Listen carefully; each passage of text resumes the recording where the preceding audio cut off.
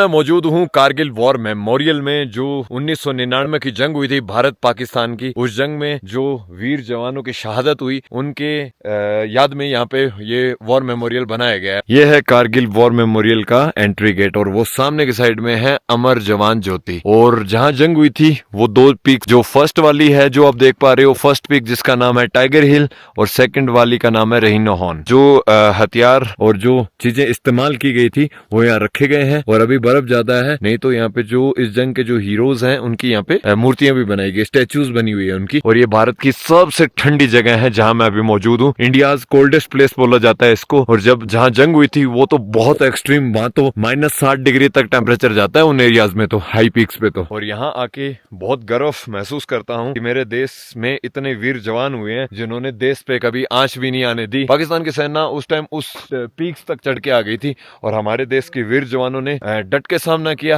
इस जंग को जीत लिया। ऊपर अपने भारत देश का झंडा है, ये है अमर जवान ज्योति। वो देखो उधर म्यूजियम बना हुआ है। ये है रिजांगला वॉर मेमोरियल भारत का, जहाँ पे 1962 में इंडो चाइना वॉर हुआ था, वो जंग हुई थी। ये सामने का जो पहाड़ है ये नो मेन लैंड है, वो चाइना का पहाड़ है। एंड वो पीछे है ना वो वाले पॉइंट्स, वो पिछला पहाड़, वहाँ जंग हुई थी जिसमें मेजर शैतान सिंह ने मरते दम तक जंग लड़ी थी। भारत के सिर्फ 124 जवान थे, जिनमें से 114 जवान वीरगति को प्राप्त हुए थे, जिसमें से खुद मेजर शैतान सिंह जी वो अपनी आखिरी सांस तक लड़े थे। इन्होंने चुसूल विलेज को बचाया था इस जंग में, जिस गांव में कल मैंने कैंपिंग की थी।